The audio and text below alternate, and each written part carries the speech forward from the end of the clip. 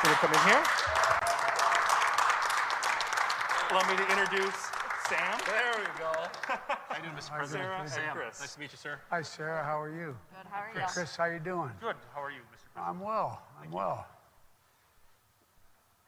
So What are we doing? Sam, why don't you go ahead and start?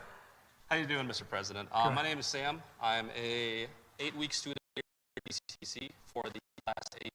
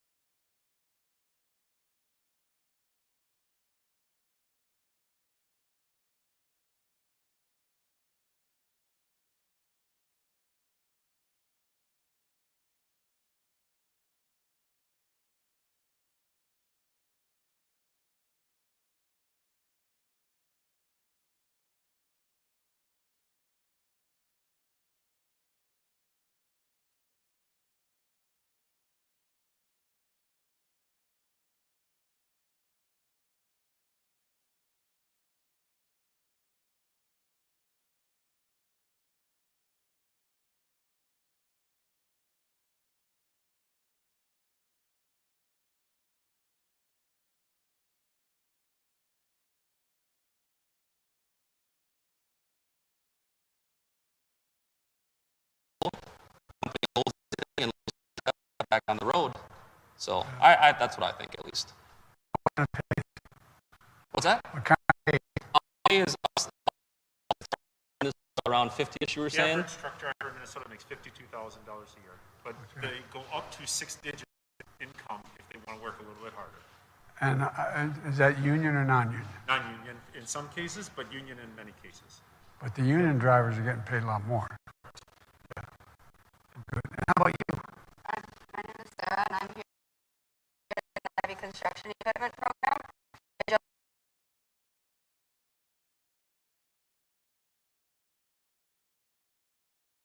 That's right behind you. It's the D5 Caterpillar.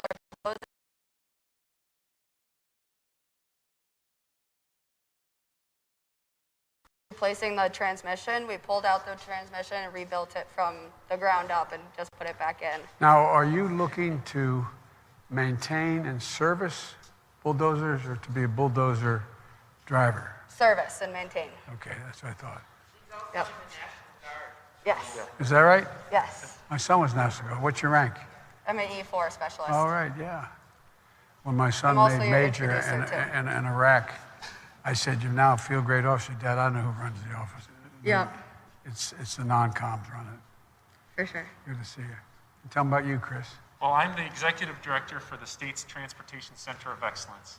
And so what I do is I oversee all of our post-secondary technical education transportation programs. So tech colleges and high schools, specifically that have transportation and infrastructure programs. So my job is to engage employers in the process, enhance education, and inspire students. And so we create new things, like when we see an issue. We saw our truck driver issue approximately a year ago. We saw our numbers were not meeting what the industry needed.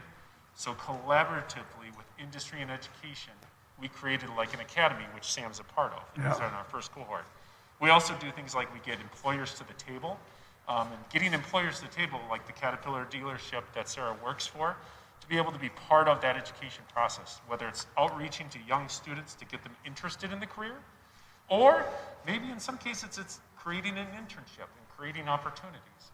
And so that's kind of what I do for the state. And it's really, it's actually a lot of fun because I travel a lot. Well, I'll tell you what.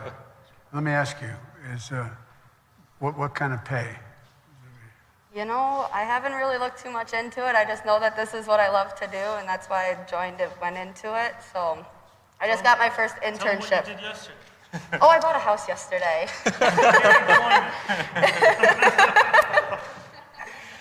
Well, Yep. you're not too interested in pay. Just bought a house. Yeah. I like it. I like it.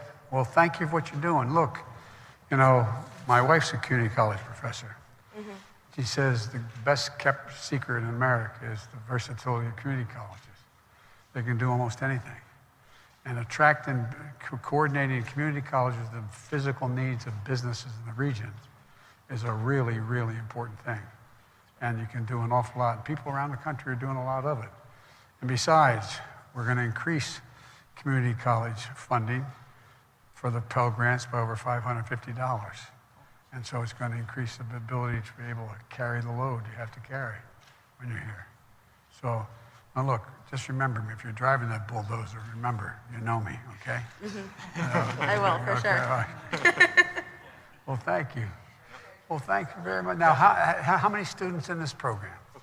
The heavy equipment program has approximately 48 students in it, but between all of the transportation programs at this particular college, there's about 400. Is that right? Yep. But in the entire state of Minnesota, we have about, between secondary and post-secondary, about 10,000 students in Now, transportation. you're also learning about how to deal with battery technology and electric vehicles and Yep. all that. We have 2 National Science Foundation grants, and I serve on those grants. And in those grants, we serve autonomous vehicles, electric vehicles, and advanced propulsion technology. So all of our college system is building that capacity as we speak in partnership with our employers and the National Science Foundation to really get some curriculum, get some vehicles, stuff so that are meeting the needs of our employers.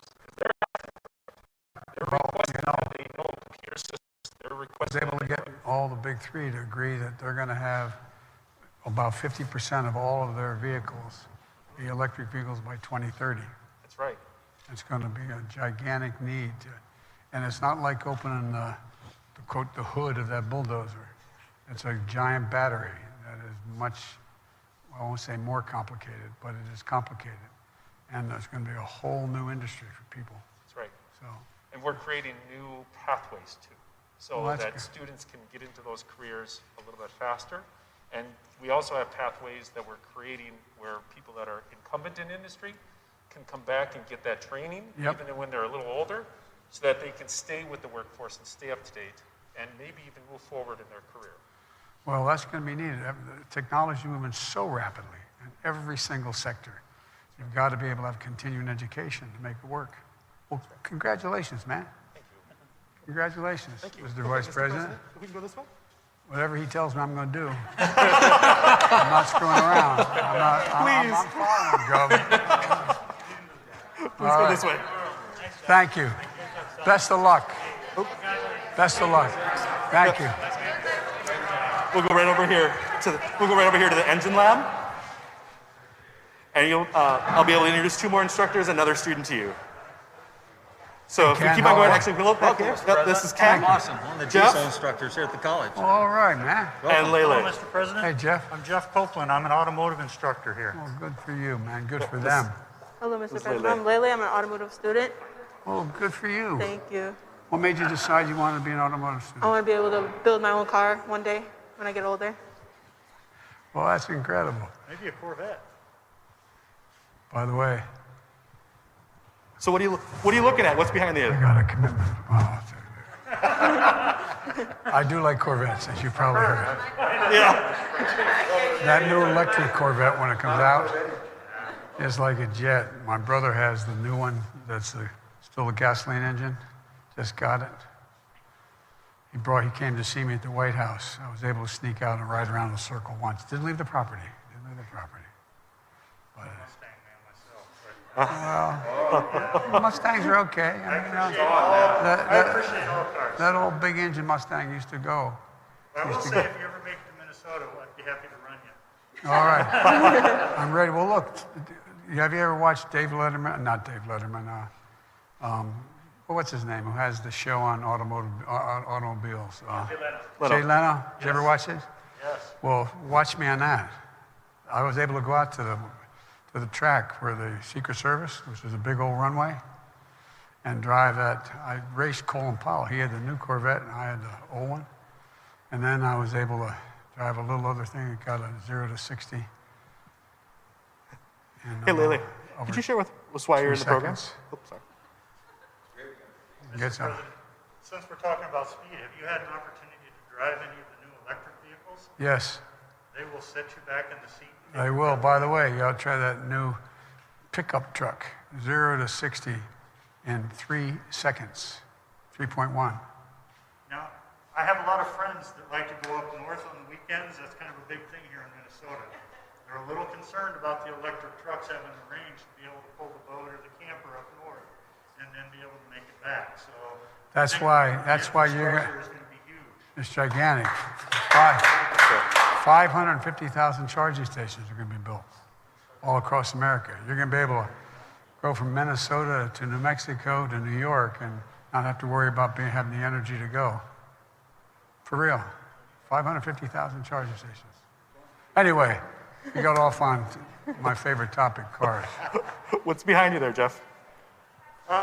Mr. President, we're set up in this engine room today because we wanted to show you a little bit of the evolution of what's going on with some of the automobile engines. So the engine that I have